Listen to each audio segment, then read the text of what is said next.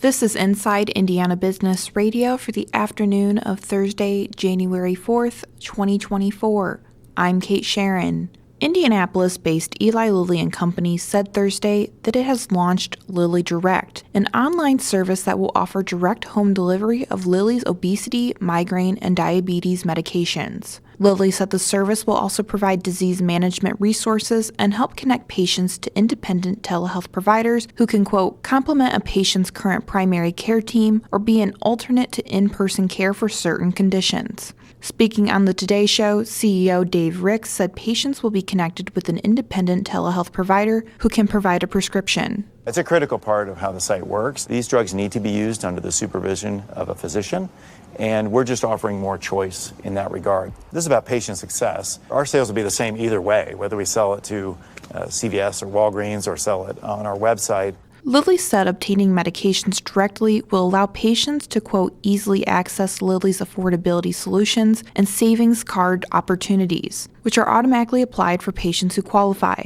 The company said the medications will be shipped without charges. Lilly shares were up 1.7% in the morning trading to $628.04 per share after hitting a record high of $631.18 earlier Thursday. A new Ball State University study indicates that substantial gaps exist in academic performance between students enrolled in the state's smallest school districts and their peers who attend larger districts. Students enrolled in school districts with less than 2,000 students scored lower on state standardized exams and lacked the same amount of access to high-level courses, according to a news release highlighting the results of the report by Ball State University's Center for Business and Economic Research. The report, commissioned by the Indiana Chamber of Commerce, also notes less college preparation and lower college enrollment rates. A seventh House member announced he will not seek re-election in the fall, joining the growing list of House members opting to pursue other opportunities. Evansville Representative Ryan Hatfield, a Democrat, announced Thursday he will run for Vanderburgh County Circuit Court judge, making 2024 his last session after 7 years in the General Assembly. Prior to his State House tenure, Hatfield was the Vanderburgh County Deputy Prosecutor and secured one of Indiana's first convictions alleging Munchausen syndrome by proxy, now known as fictitious disorder imposed on another, a disorder in which a caregiver acts as if an individual they are caring for has a serious illness when the person is not really sick.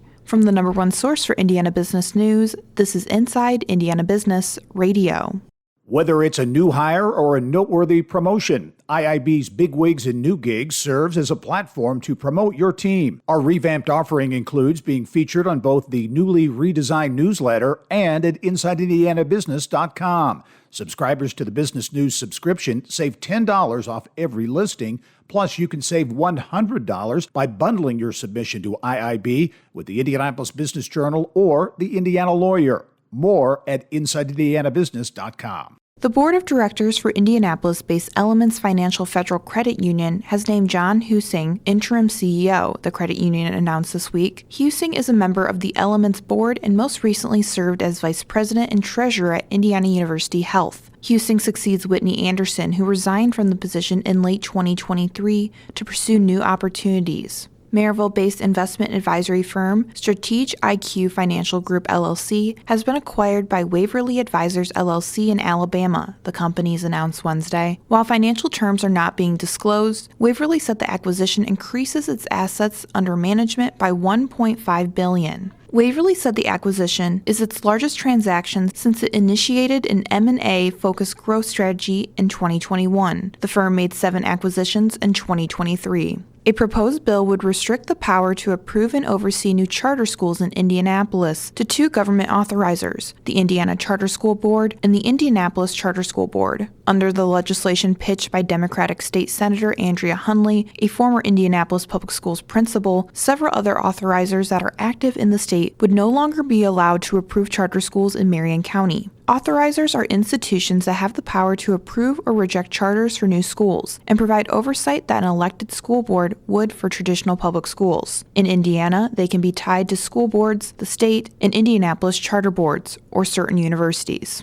Indiana University NIL collectives Hoosiers Connect and Hoosiers for Good have fundraised over $2 million through its In for Indiana campaign after an anonymous donor matched $1 million of contributions. The collective's goal was to raise at least $1 million from November 14th through December 31st, knowing those contributions would double from the donor's match. The push's launch November 14th resulted in $500,000 raised from 641 people in less than 48 hours. The money funneled through the not-for-profit collective pays IU student athletes and supports local charities. Donors can decide to support a specific team or sign up for recurring donations, which are tax deductible. The new season of the Business and Beyond podcast with Gary Dick, presented by PNC, begins next week. Until then, catch up on the latest episodes wherever you get your podcasts. I'm Kate Sharon for Inside Indiana Business, Radio on Demand.